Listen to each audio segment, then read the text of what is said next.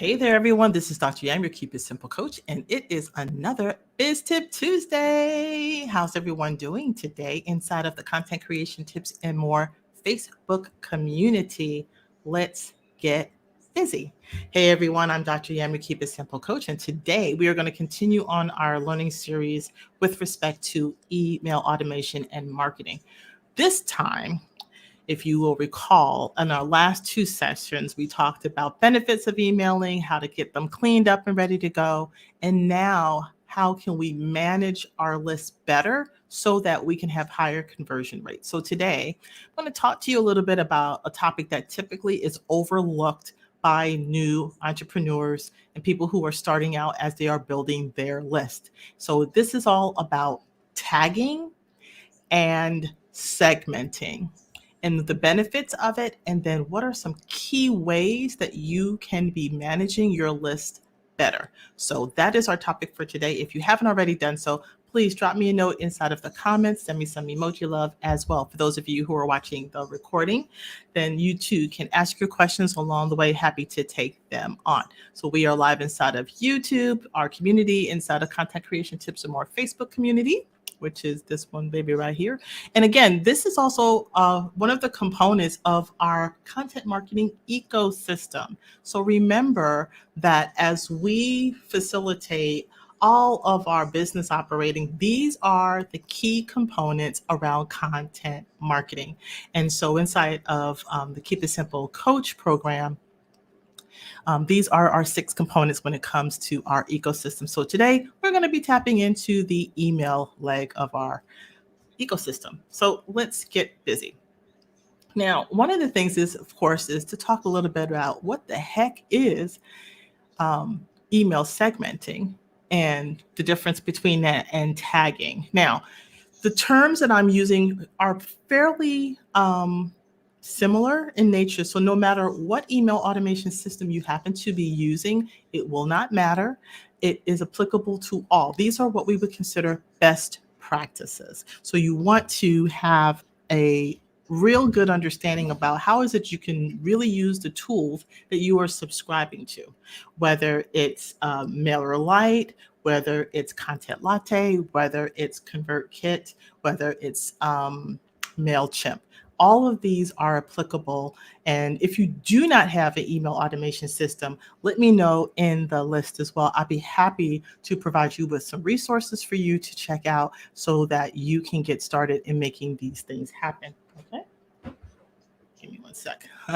All righty. So let me pull up my notes and then we're going to get started. So one of the things to think about is I want you to think about how many times you've gone into your inbox only to find mail that you would just as soon not have gotten, right? And in many cases, you're getting email because you've been put on a list. And in many instances, you're getting those individuals may not be adopting the same best practices, or particularly if there's email that you don't see or have a feel of connection to. That's probably because they are not segmenting and tagging their subscribers so that they're getting intentional and purposeful email content in their box. So that is a way in which you could cause what we would consider email fatigue. And that happens when you're sending your emailers too much email. And then on top of that is email they're not even opening because they don't have an emotional or a needy connection to it. So if you're sending out random emails to everybody all the time, then that also has some negative effects, which you'll hear about momentarily. If you haven't already done so, make sure that you do pull out your journals, whatever you're doing for taking notes as well. And of course, you can watch the repeat of this segment as in addition to that. But email segmentation is simply so make sure. It's just one of the ways that you are able to have a real clear distinction in your list that is going to help you to convert and help you to reach your goals. So if you know and understand your customers better and you're able to manage that list of customers better, you're able to enhance the way in which you're communicating with them, and then you're able also to pitch your products to them in a much more effective way. Let's say, for instance, if you got somebody who's just a new subscriber to a lead magnet that you put out, you're not going to send them information that they're not ready to receive, right? You're not going to send them information it's about a totally different product that they didn't even sign up for. You want to be very explicit about the type of emailing communication you want to send them. And in that case, you want to be able to separate them or segment them differently for those intended purposes. Now, that's not to say there are instances when, yes, you do want to send everybody something, but it shouldn't be all the time. You do want to be writing communications to the individuals who signed up for the topic or the resource, the course, event, whatever that they signed up for, so that that's the information that they should be getting, and you should be learning more about that by way of their behaviors and things as well.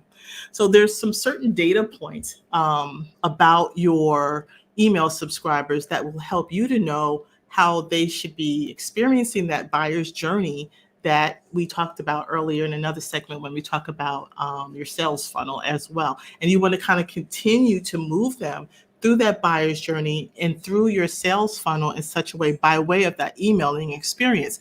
And if you're not setting up that email experience in a purposeful, meaningful way, that's when people will start to drop off. So it's really important that part of your sales funnel and the way in which you're making those connections and you're nurturing your list, it's done by way of the segments themselves. And that's going to also help you to increase the ability for you to convert your subscribers into customers. Remember, everybody who's on your list isn't a buyer yet, right? When we talk about your sales funnel, those are the things you want to kind of keep in mind. Give me a sec. I see somebody trying to text. Okay, yeah.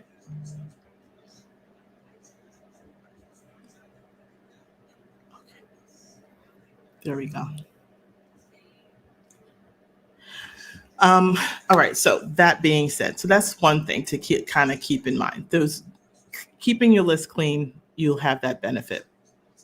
Now, there are what I would consider 6 or 7 benefits of using segmentation as a part of your email automation kind of processes. So one is going to increase your conversion rate. Again, if you're talking specifically to an intended audience and you're giving them the information relevant to why they came on your list in the first place, you have a much higher chance of converting them to participate in other events or to purchase another product as a part of your sales funnel. You're going to eliminate the email fatigue. And the reason for that is if you're sending them random emails that's not intended for them because that's not what they signed up for, but you keep sending them any and everything, again, it's not going to, by segmenting them, you're only going to send an email to them that's purposeful so they won't have that negative experience. The other thing is that you're able to increase the open rates because, she's sending me something that I know I want, therefore I'm willing to open up the email. Therefore, that's another benefit, right? Another one is it's also the other side to that is if they're opening up your inbox, in their inbox, then you're less likely to get unsubscribers. That has a negative impact. And that's why cleaning up the email list was important. You taking a proactive lens in managing your list by you taking them off the list versus them opting out, because that is a trigger that may have a negative reaction to the mailbox systems themselves, and that's not what you want. So that's why in our prior segment, we talked about how to clean up your mailing list and how you can do that. So if you didn't watch that particular segment, it's down inside of this thread as well as in the libraries, and you can watch the replay with respect to cleaning up your email list and the ways in which to do that. So it will minimize the unsubscriber rate, which you don't want to have happen. you take a proactive way of cleaning up your list, then it has a much better positive effect on your mail list. Again, it's also going to help with you in understanding your audience better, right? You want to be able, through a strategy, which I will share with you in a minute, and how you can better understand them. If they're opening up your box, your message in your box, and then they're clicking, then that's feedback for you that's saying, okay, well, what I'm giving them is working. If you're not getting clicks and you're not getting opens, then you're probably not sending the right type of content, or you're sending it to the wrong people. So it's one of the two. And then, so those are kind of some of your key benefits that you want to be mindful of. All righty, good. If you have any comments or questions, please read them out here inside of our group. I'm happy to have you on as well. All righty, now let's think about how you can take advantage of email segmentations, because what happens also is this is a process that you want to do, particularly if this is really new for you. Then you're in a really good place, because you're able to set things up as you're initiating your list, rather than having to kind of go back and fix things inside of an existing list. Either way, it's still good. I'd rather you be proactive and fix it than just to consider it okay and it's just sitting there and stagnant. But segmentation is one of the ways in which you're going to be able to get those conversions a lot better. All righty, so let's see.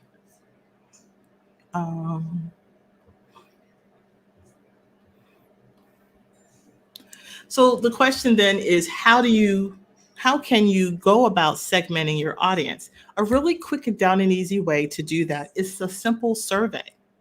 Now, inside of most email automation systems, your subscribers that you're using have an ability for you to send out a simple survey that they can use things like they can rate, they can answer multiple choice questions, maybe even some open-ended responses where they're going to give you some explanation. So anytime that you're able to do that, you might just want to go ahead and send out a series of questions or a survey. And then what you want to do is make sure, of course, and this is a totally different subject with respect to creating a survey, but some of the things just to keep in mind is, remember, who is your target audience?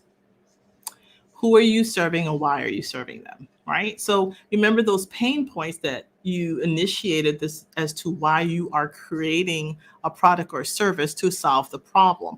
So it should be centered, those questions in your survey should certainly be centered around that. And it's how people answer the questions in the survey will help you to segment them in such a way that you can help in creating content and email that will be helpful for them moving forward. So right now, if everybody's just on a generic list, that's okay, but you now want to check that list down, and then you can start to segment them into smaller subgroups is really all we're talking about, okay?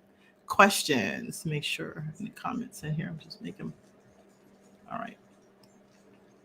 Very good. Remember, if you have to let StreamYard know that you're here so that I can see you and all the comments or questions that you have, guys, just remember that. All right. Now, that being said, so think about for your survey, keep it short. I wouldn't do any more than maybe, 6 to 10 questions, because you want to have at least a way of asking questions again based on the relevance to who you are as the expert and the pain points and the reason why they would be connecting with you. And so you want to kind of think of it in all this way. Keep it simple, but keep it quick. Yes or no answers, multiple choice are always easier for people to give a response to. Of course, an open-ended question is also useful because it gives a person to express themselves in a way. So depending on, again, what the nature is of your business, you may want to at least offer an opportunity for them to share their particular struggle or the particular issue that they're dealing with right now. Again, if you're seeing common words utilized, then you're able to do that. Another way moving forward too is when you're thinking about a survey, when you get a new subscriber in a newsletter, that's another great opportunity to kind of get to know them and ask them a question or two in that welcome email sequencing. You have that opportunity to delve in a little bit deeper and learning more about them as you are sharing a bit more about yourself. So you are able to do that. Now, that being said, when those people, as a part of that survey strategy, what you're also able to do is take those questions and who answered what, and then you're able to use that data to segment them into the different groups. So that's why you want to set up a survey that is going to help you to tag them properly. Now, I use the term tag, so let me now talk about tags. There's tagging is how you, how can I want to make sure I say this way. Tagging organizes your people, and segments organizes the tags. So it's just like when you put a tag on, it's just to organize, right? You're just organizing. So if I have 10 new members on my list, 2 people I'm going to get tagged as they are part of my elite magnet that I had for, let's say, what will be one I have? Oh, it could be one for just one-on-one coaching. Another tag could be that this is somebody who might be interested in social media management. Another one is I'm just starting out. So 5 of them are aspiring entrepreneurs. 2 of them are already are going to be tagged for aspiring entrepreneurs, and another 2 may be tagged as in a particular type of a niche. So tagging helps you to organize the people individually, is like who these people are and the type of interest that they have. And then segments are you bundling and taking all those people who are tagged and making them into a group. That's your difference. So segments organize tags, tags organize people. Hope that helps. Now, with that said, there are a couple of ways to organize your subscribers in sets of segmentations that are pretty ideal as you continue to build out your list, and you want to as you're bringing people through your sales funnel. So there are a couple of different types of data that you want to be mindful of as you're collecting it along the way. Just double checking. Okay. And so one of them is going to be, for instance, you could tag them if they attend events, right? So if that is, so like, for instance, I do webinars. So that's an email, that's a segment for anytime I run an event, that's a segment. Meaning that when they registered for that event, I've tagged them on their profile to be a webinar attendee. And that specific webinar, not just generic webinar, but that specific event. So you tag them for webinar events. Another opportunity to tag your people when they are coming onto your list or experience something. Another one is going to be any type of an event, live streaming, a party, a coaching session, what have you.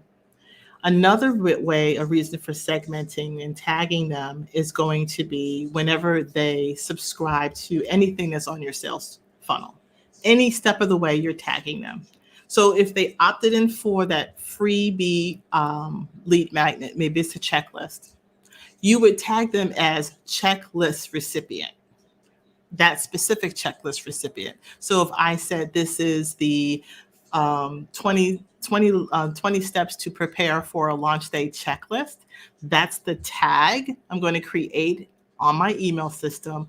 And then everybody who gets that product, that particular freebie, and they gave me their email address, they're going to be tagged for that specific subscribership because they got the free download. If they purchased a product from you, you want to tag them as they bought that product from you. Did they bought that card deck, like my card deck? If they bought a card deck from me, I want to tag them as a card deck recipient. Why? Because then I'm going to have a segment of all people who bought my card deck. They're going to get a set of email sequences totally separate from anything else I got going on because they bought a card deck. So I want to maintain a communication with them around the card deck. Make sense? Are we getting it? All right. Let me know inside of the comments, guys, if you have any questions on anything that I'm covering right now. All righty. Now, so yeah, are you starting to see how this is working? you want every person who comes on your list, you want to tag them, right? If you saw today's email reminder, it was like tag your it, right? So tagging them every time they have any type of an experience with you. They can have multiple tags. So the same person who subscribed to your list, attended a webinar, and bought a one-on-one coaching from you, that means they got 3 tags on their profile. Okay. Another thing to consider is going to be, let's see, the sign-up forms, products. If they are an affiliate, that could be another way. If they sign up to be one of your affiliates and sharing your program or profits with opportunities, you want to tag them, because again, your subscribers is a subset of your full list. Everybody who's on your list is not an affiliate in your not a part of your affiliate program, right? So you're going to tag them for that. Another one could be just any of the interest, right? If they're, like in my case, I'm tagging people because of the segments that I have with respect to my content between the content ecosystem, right? So in the content ecosystem, then I want to be able to share with them, segment them if they got, because each one of my lead magnets, there's one for each one of the different topics, because everybody has different pain points depending on where they are, right? So in this case, I will be tagging. I have 6 different tags relevant to content marketing ecosystem, because I have 6 different lead magnets, right? Now, they're all part of content eco-marketing, and I could have just marked them as that and made that a tag, but nah, that's not what I really want. I want to tag them individually, because I would have a separate sales funnel for each one of the components in my ecosystem. Now, why would I do that? Because you want to speak specifically to the people who have the problem that they have, in order to meet them where they are and entice them enough to take them through your sales funnel and convert them. There's no point in me sending something about blogging to a person who didn't sign up and say, I don't want blogging. I don't have a problem with blogging. I got a problem with email automation. Okay, well, if that's the case, then that's what you want to be able to have the conversation around. So those are the things that are going to be really helpful in making sure that you have the opportunity to do that. Oops, sorry. In making sure I'm doing that. All right.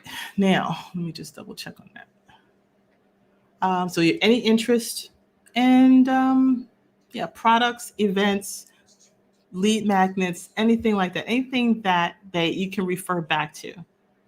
And those are going to be the ways in which you want to be able to segment your group and be able to tag them and then group them and then send them specific information relevant to their needs.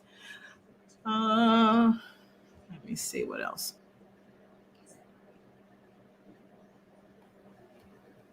Yeah.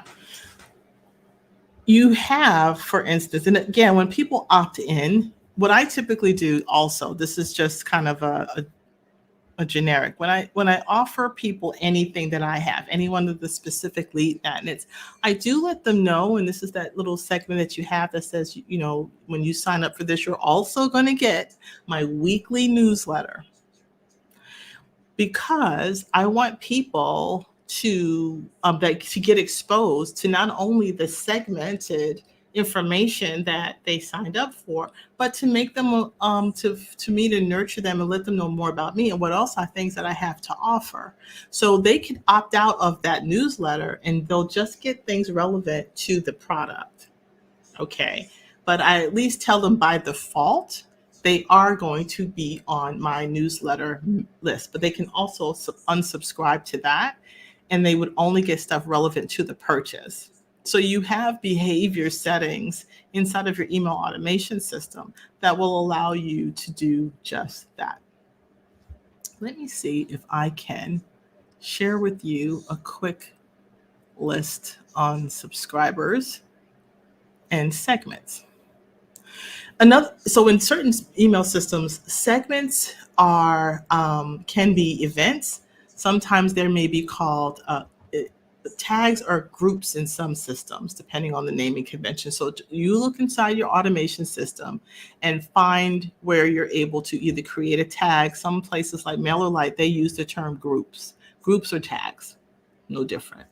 And then again, segments are the same thing, the collection of individuals who are engaged in similar, and me sending them specific information out to them. So you have that ability as well. In your others, remember one of the other options that we have for segmenting, even last week when we were talking about cleaning out your mailing list, right, is those people who didn't open your mail. That's a segment in and of itself, because there's a subset of people based on a set of behaviors. So your system can actually create segments for you automatically based on behaviors that people have inside of their inbox. When they open up your mailbox, you can set up what we would call rules. And so rules are going to help to populate and automatically segment people in a group simply because of a set of behaviors that are available to that they engage in as a part of the emailing experience that you send them. So there's another opportunity for you to take advantage of segmentation when it comes to your email automation. Alrighty. That, my friends, is today's segment. So you're getting healthier, helping your email list get healthier, you getting more effective, and how you can better communicate with your audience. I hope you found this to be helpful as a part of our content marketing ecosystem under our email series. And we're going to continue on as we progress through some more of our segments. If you have any questions, always know that you can ask them here inside of the group. And you can also direct message me over at Keep It Simple Coach. And then let me make sure. You can visit my Keep It Simple Coach website, as well as head on over to our Content Creation Tips and More Facebook group, where you and other fellow solopreneurs, freelancers, and coaches can hang out. Simply go and type in smallbizsociety.com. It'll take you right over there. So this is Biz Tuesday. I'm Dr. Yam, your Keep It Simple Coach. Let's get busy. Bye-bye.